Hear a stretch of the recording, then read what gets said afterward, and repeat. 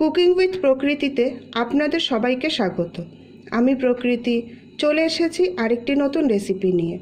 আজ আমি আলুর একটা শুকনো তরকারি বানাবো, একদমই জল ছাড়া। খেতে কিন্তু অনেকটা আলু কাবলির মতো। তো চলুন রেসিপিটি রান্না শুরু করছি। শুকনো আলুর তরকারি বানানো আমি শুরু করছি।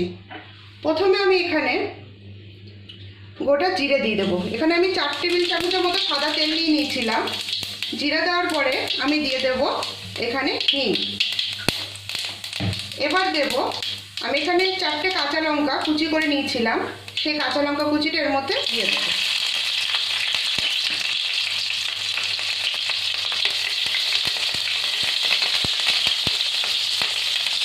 হালকাভাবে ভেজে নেব আমি, গ্যাসটা কম করে।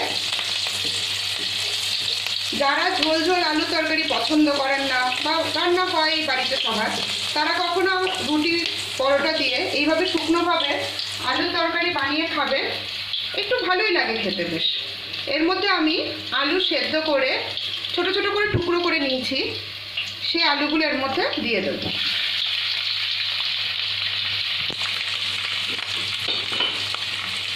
এবার গ্যাসটা বাড়িয়ে আমি ভালোভাবে আলুগুলো একটু ভাজা ভাজা করে নেব। আলুটা ভাজা হতে হতে আমি একটু মশলা বানিয়ে নিচ্ছি।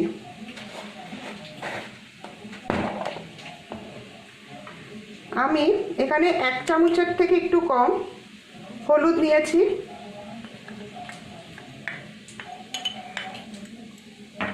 হাফ চামচের মতো নিয়েছি লঙ্কার গুঁড়ো, আর স্বাদ অনুসারে নিলাম লবণ,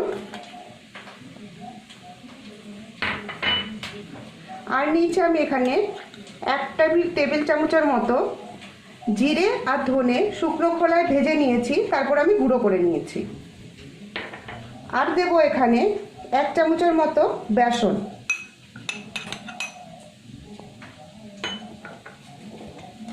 আর দেব হাফ চামচের থেকেও কম গোলমরিচের গুঁড়ো, আর দেব অল্প করে গরম মশলা।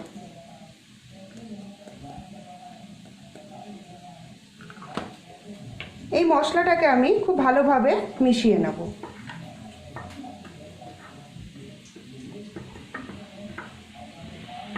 আলুটা আমার একটু ভাজা ভাজা হয়েছে।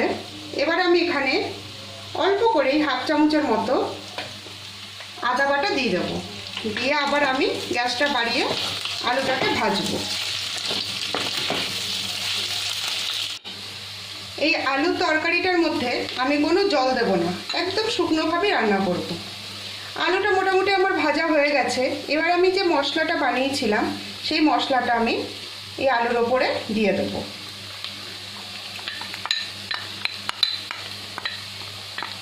গ্যাসটা এই সময় একদম কম করে রাখতে হবে। মশলাটা দেওয়ার পরে আমি খুব ভালোভাবে আলুর সাথে মশলাটাকে মিশিয়ে নেব। এই সময় কিন্তু গ্যাসটা একদমই কম থাকবে।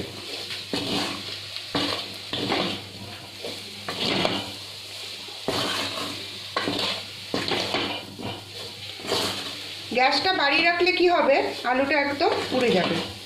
গ্যাসটা কমিয়ে রেখে ভালোভাবে, বেশিক্ষণ না, এই 5-7 মিনিট একটু মিশিয়ে নিতে হবে। মশলাটা আমার মোটামুটি মেশানো হয়ে গেছে গ্যাসটা কম করে। এবার আমি এর মধ্যে ধনেপাতা ছিটিয়ে দেবো। একদম শুকনো তরকারি, খেয়ে দেখবেন খুবই ভালো লাগবে খেতে।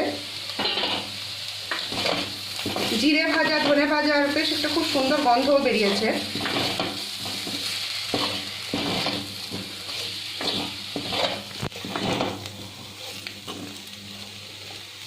আমার আজকের রেসিপি শুকনো আলুর তরকারি রান্না করা কমপ্লিট।